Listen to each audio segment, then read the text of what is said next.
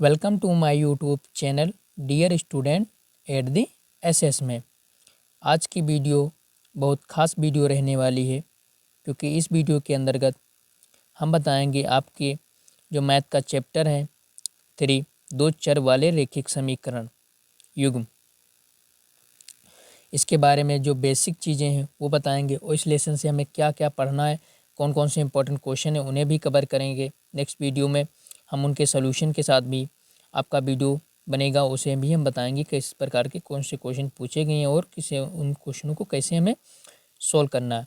और इस लेसन का जो नाम है दो चर वाले रैखिक समीकरण युग्म, मतलब इतना बड़ा जो नाम है इसका मतलब भी समझेंगे, इसका मतलब क्या है लेसन का उसको भी बारे में समझेंगे और इससे बेसिक जो चीज़ें हैं वो समझेंगे और इसमें जो कौन कौन से फार्मूले प्रयोग किए जाते हैं उन्हें समझेंगे, यूज करेंगे एग्जाम्पल के साथ। साथ ही इसमें जो दो मेथड यूज किए जाते हैं अर्थात दो विधि यूज की जाती है, प्रतिस्थापन विधि और विलोपन विधि, इसके बारे में अच्छे से समझेंगे क्या होता है, उसकी परिभाषा समझेंगे, उसका मतलब समझेंगे। देन उसके बाद एक क्वेश्चन करेंगे जिससे हमें उस चीज़ को क्लियर पता हो जाए कि एक्चुअली ये है क्या। तो चलते हैं वीडियो की तरफ, देखते हैं। और वीडियो अगर आपको पसंद आए तो वीडियो को लाइक, चैनल को सब्सक्राइब, अपने दोस्तों के साथ ज़रूर शेयर करें जो इस बार यूपी बोर्ड परीक्षा देने वाले हैं और क्लास 10th में हैं, उनकी तरफ ज़रूर शेयर करें जिससे वह नॉलेज प्राप्त हो और कौन कौन सी चीज़ें हमें पढ़नी, कौन कौन सी चीज़ नहीं पढ़ी, क्योंकि आपके पास समय कम है। तो हम अच्छी चीज़ें अगर पढ़ेंगे, इंपॉर्टेंट क्वेश्चन पढ़ेंगे, तभी हमारा बेड़ा पार होगा। तो चलिए देखते हैं वीडियो की तरफ। जैसे पता है ये क्लास 10th यूपी बोर्ड के लिए वीडियो है, जिसे जो बच्चे क्लास 10th में इस बार पढ़ रहे हैं और यूपी बोर्ड परीक्षा देने वाले हैं उनके लिए बहुत इंपॉर्टेंट बातें इसमें बताई जाएंगी, जिससे आप कवर करें और जानें कि लेसन नंबर 3 से हमें क्या पढ़ना है, कौन कौन से इंपॉर्टेंट क्वेश्चन है, कैसे सॉल्व करना है। जैसे हमको पता है कि आपका जो लेसन है 3, जिसका नाम है दो चर वाले रैखिक समीकरण युग्म, जिसको इंग्लिश में बोलते हैं pair of linear equation in two variables. Two variables मतलब दो चर जिसमें हो उन्हें दो वेरिएबल बोलते हैं। ठीक, तो इसका मतलब हमने जैसे कहा था एक एक मतलब समझेंगे। तो दो चर वाले, दो चर वाले, इसका पहला मतलब समझेंगे जिसको इंग्लिश में बोलते हैं टू वेरिएबल्स। ठीक, हिंदी में बोलते हैं दो चर वाले। इसका मतलब होता है जिसमें दो चर। अब चर क्या होते हैं? चर अल्फ़ाबेट के कोई भी यानी लेटर्स चर होते हैं, जैसे एक्स वाई जेड, कोई भी लेटर ले लें वो हमारे चर होते हैं। देन इसके बाद इसके अपन से अच्छे से समझेंगे। टू वेरिएबल्स मतलब दो चर, दो चर वाले। ठीक, इसमें दो चर हैं, एक एक्स है एक वाई है। इसमें देखिए एक एक्स है एक एम है, इसमें देखिए एक एन है और एक एम है, इसमें देखिए एक एक्स है एक वाई है। तो इसमें दो चर हो गए। ओके, देन इसके बाद जो वर्ड है कि रैखिक समीकरण, जिसको लीनियर इक्वेशंस बोलते हैं। ठीक, इसका मतलब तो इसमें कह रहा है कि ऐसा समीकरण जिसमें चर की घात, घात मतलब पावर 1 हो, उसको रैखिक समीकरण कहते हैं। ओके, देन आप एग्जाम्पल से अच्छे से समझेंगे। तो एग्जाम्पल कह रहा है कि 2x + 3y, इसमें दो चर हैं। ठीक, फर्स्ट बात तो है ही, वो तो पहली कंडीशन पूरी हो गई। देन कह रहा है रैखिक, रैखिक मतलब जो इसमें चर हैं, जो दो चर जो हैं एक्स और वाई, इनकी पावर 1 होनी चाहिए। 1 का मतलब इसमें कुछ भी पावर नहीं है तो 1 मानी जाती है, तो पता ही हमको।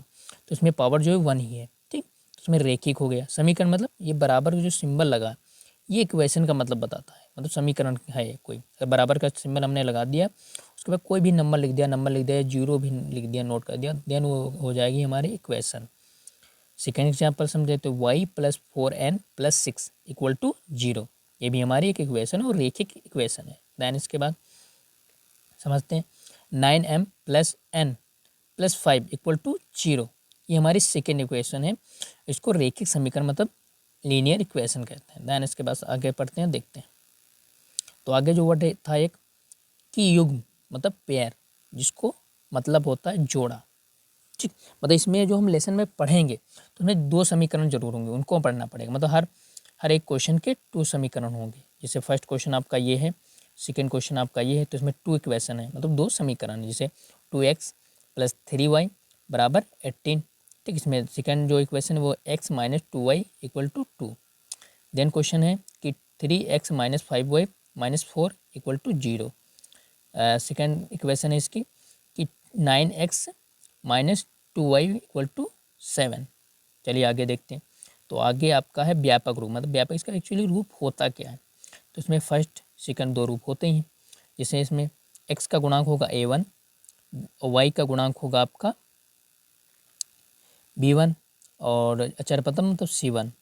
और यहाँ पर सेकेंड इक्वेशन का देखें तो x का गुणांक होगा a2 और y मतलब यहाँ पर y नहीं दिया तो y समझ लेना, y का गुणांक होगा b2 और चरपद मतलब c2। ओके, अब इसके फार्मूले जो इम्पोर्टेंट हैं वो समझते हैं हम अच्छे से। तो फार्मूले, फर्स्ट फार्मूला आपका है कि a1 अपॉन a2 इक्वल नहीं होंगे b1 अपॉन b2 के। मतलब कहने का तात्पर्य a1 अपॉन a2 मतलब दूसरी इक्वेशन का पहला जो मान होगा x का, ठीक, और पहले इक्वेशन का बराबर नहीं होंगे, ठीक, b1 अपॉन b2, ठीक, b1 बटा b2। तो उस कंडीशन में होगा क्या, आंसर में कैसे प्राप्त होगा और हमारी रेखाएं कैसे बनेंगी, देखिए समझते हैं। तो कह रहा है इस स्थिति में प्रतिच्छेद रेखाएं होंगी। तो इसका मतलब समझते हैं प्रतिच्छेद रेखाएं क्या होती है, जिसको क्रॉस लाइन बोलते हैं, ठीक, जिसे ऐसे क्रॉस करते हैं ये रेखा, मतलब जहाँ पर एक पॉइंट मिले प्रतिच्छेद करें मतलब काटें वही प्रतिच्छेद होता है, इसका संगत युग्म होंगे। अब इसका मतलब समझते हैं कि संगत युग्म, इसका मतलब कोई इसका हल जरूर होगा। तो यहाँ पर एक जगह काटा है तो उसका एक हल होगा, ठीक, इसलिए इसका कहा गया अद्वितीय हल, मतलब केवल एक हल होगा, मतलब वही हो गया। अगर इस इक्वेशन को हम सॉल्व करेंगे, ठीक, तो हमारे पास जो आंसर प्राप्त होगा वही प्राप्त होगा। अगर हम मान लो a1 मान रखें, डायरेक्ट लिखिए यहाँ पर रखेंगे, a1 मतलब क्या है 1 है, ठीक, और a2 क्या है तो 3 है।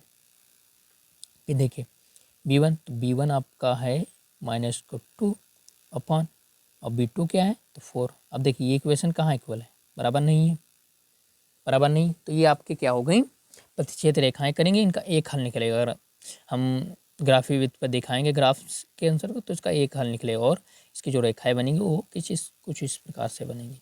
चलो नेक्स्ट एग्जाम्पल को समझते हैं, सूत्र को, आई मीन फार्मूले को।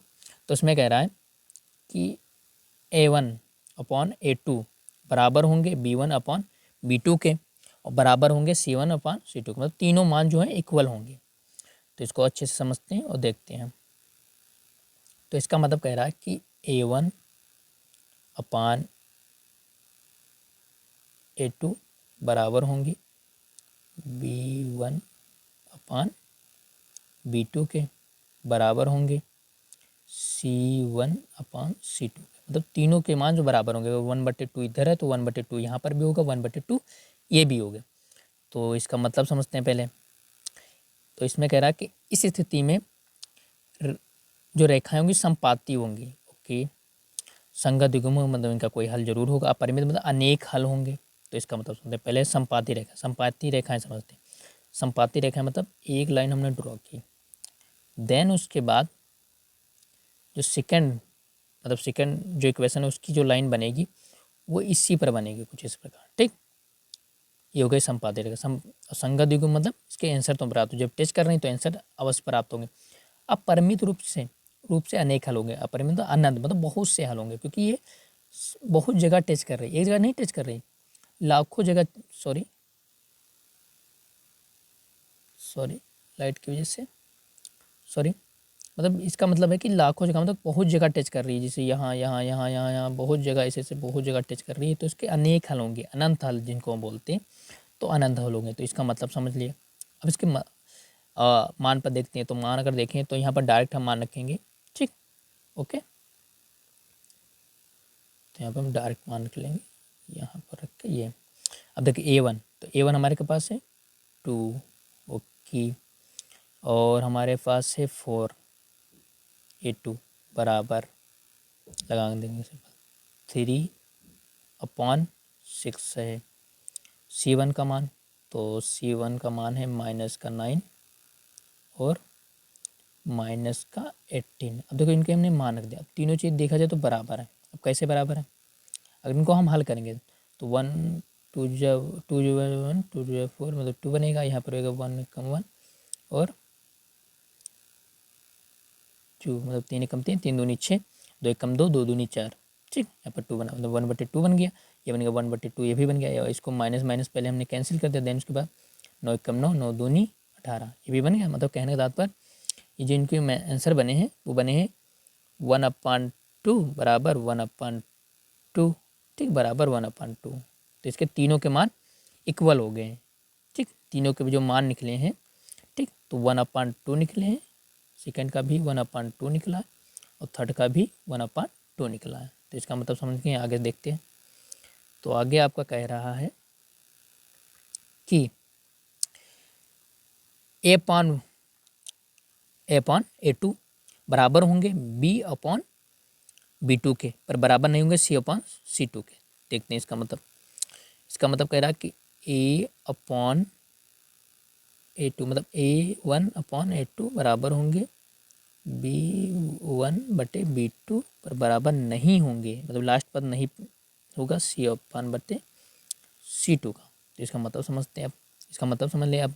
इसका क्या कहना है, तो कह रहा है कि इस स्थिति में समांतर, यहाँ पर शा में आ के मात्रा है, माँ में समांतर रेखाएं होंगी, असंगत युग्म होंगे, इनका कोई हल नहीं होगा। तो ये समांतर रेखा, समांतर रेखा है मतलब हमने एक लाइन यहाँ पर ड्रॉ की, देन उसके बाद दूसरी लाइन ड्रॉ कर दी, तो समान हो गई। ठीक, तो समांतर रेखाएं होंगी। असंगत मतलब इनके कहीं टच नहीं करने रेखा है, तो इनके कोई हल भी नहीं होगा। जब असंगत होंगी तो इसका कोई हल भी नहीं होगा। तो इसका मतलब समझ लें। अब एक एग्जाम्पल जो क्वेश्चन दिया उससे हम समझेंगे अच्छे से। चलिए इसको अच्छे से समझते हैं एग्जाम्पल से हम क्वेश्चन को। तो डायरेक्ट निकालेंगे A1 क्या है, एक्स के साथ क्या है, कुछ नहीं मतलब 1, तो हमने लिख दिया 1। A2 क्या है, तो 2 है, तो 2 लिख दिया, बराबर बराबर सिंबल लगा दिया, ओके। देन इसके बाद B2, तो B2 हमारे पास है 2/4, ओके।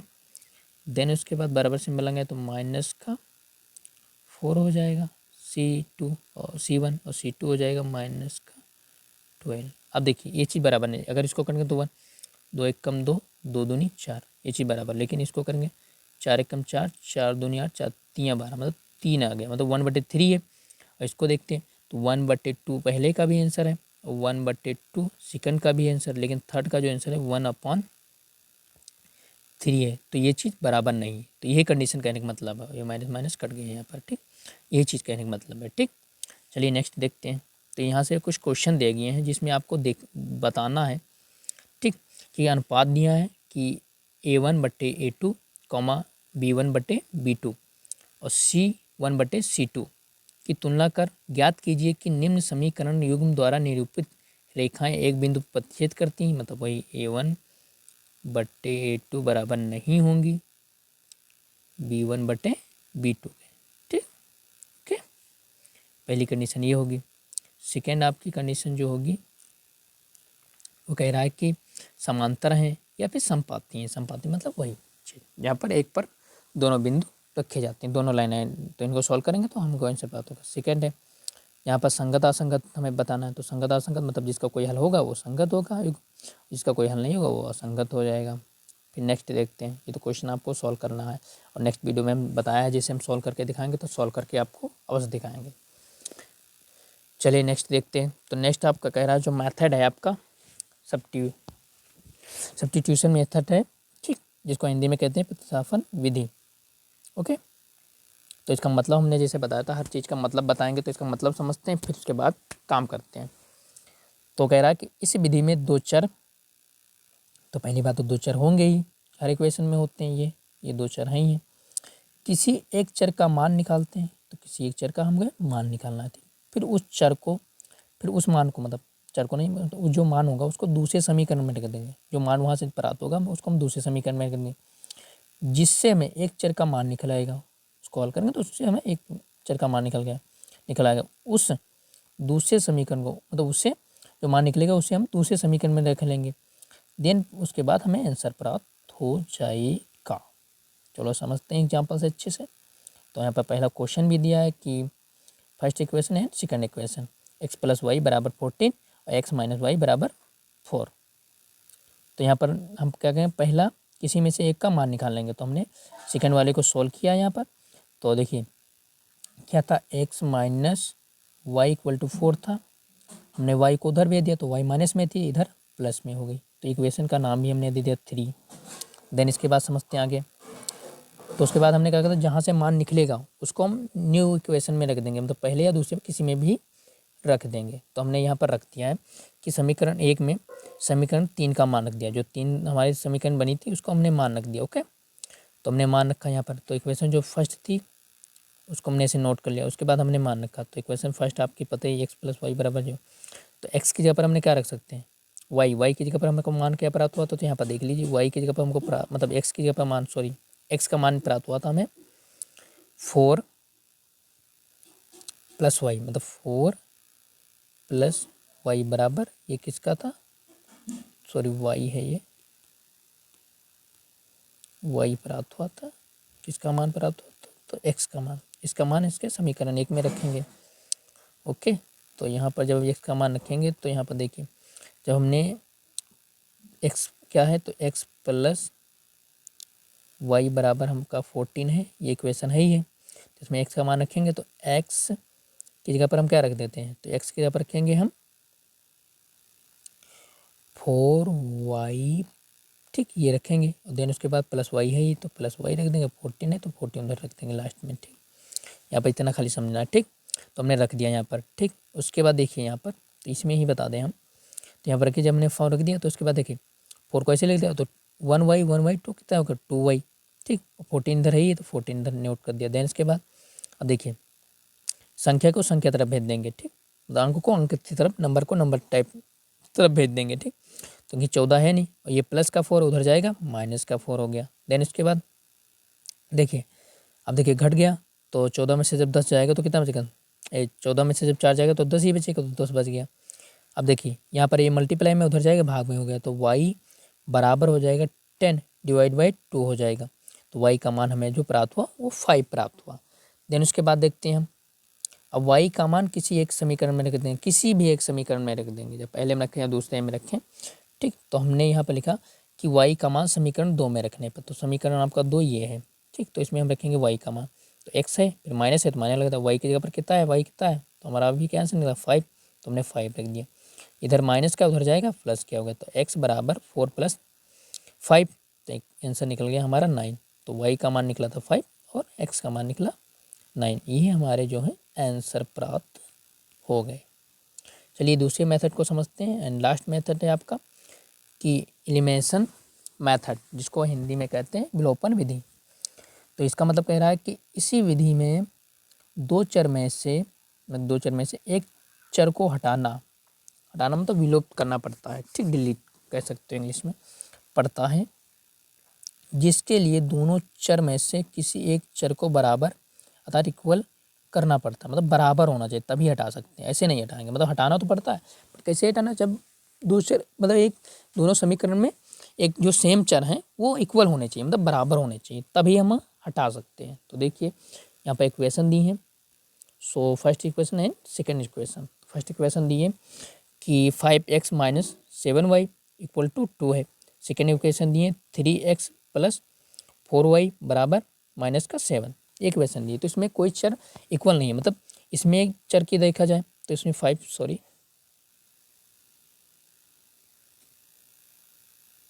अगर इसमें देखा जाए तो इसमें x जो है 5 है, इसमें देखा जाए तो 3 है, इसमें 7, इसमें 4 है। तो किसी एक को हमने बताया था इक्वल करना पड़ेगा, बस एक को। तो हमने क्या किया, एक्स वाले को इक्वल कर दिया, ठीक। जब एक्स वाले को इक्वल करेंगे तो हम क्या करेंगे, इक्वल करने के लिए क्या करते हैं कि जो सेकंड में होगा एक्स के साथ उसको हम फर्स्ट से मल्टीप्लाई कर देंगे, ठीक। तो इसमें क्या है 3 है सेकंड में, और जो फर्स्ट में होगा एक्स के साथ उसको हम सेकंड वाले में मल्टीप्लाई कर देंगे जिसमें 5 है आपका फर्स्ट में, ठीक। तो उसी चीज़ को हमने नोट कर दिया है।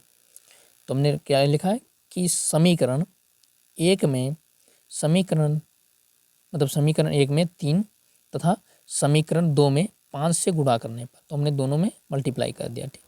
3 और 5 से, ठीक। इसके बाद 3 था तो ऊपर वाले में मल्टीप्लाई कर दिया, इसके बाद 5 था तो नीचे वाले मल्टीप्लाई कर दिया।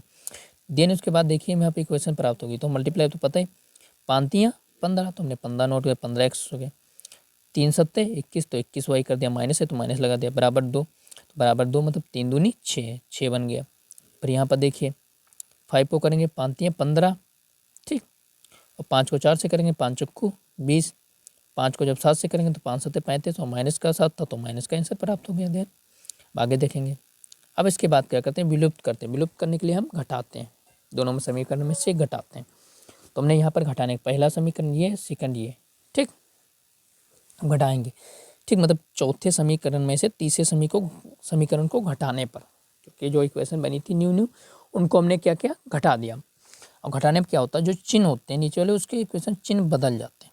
यहाँ पर जैसे बदल गया, सॉरी यहाँ पर चिन्ह बदल गया, मतलब चिन्ह जो होंगे हमारे चेंज हो जाएंगे। ये चीज़ ध्यान रखना हमें, जो हमारे चिन्ह होंगे वो चेंज हो जाएंगे। तो यहाँ पर ये 15 का है प्लस है, कोई आगे चिन्ह नहीं लगा तो प्लस का है, तो यहाँ पर माइनस हो गया। सेकंड में देखिए ये माइनस का है तो यहाँ पर प्लस हो गया, ये प्लस का था 6 तो ये माइनस हो गया। ओके, अब देखिए प्लस माइनस सेम चीज़ है तो कट जाएंगी। जैसे माइनस का 5 है और माइनस का मतलब प्लस माइनस है तो ये प्लस का तो ये कट जाएंगी। ठीक, ओके, मतलब अगर जैसे हम यहाँ पर समझ लें, इसको ऐसे समझते हैं कि यहाँ पर देख लीजिए, जैसे माइनस का 5 और प्लस का 5 बराबर क्या होगा, 0 आंसर प्राप्त होगा। तो ये पूरा कट ही गया, ये सारा कट गया। ओके, देन उसके बाद ये भी प्लस क्या हो गया, क्योंकि ये अब तो माइनस का था लेकिन नीचे हमने कहा चिन्ह बदल जाएंगे, तो ये प्लस क्या, प्लस 21 हो गया और प्लस 20 हो गया, तो बराबर हो गया प्लस का 21 मतलब 41 वाई हो गया। बराबर चिन्ह तो बराबर चिन्ह लगा दिया।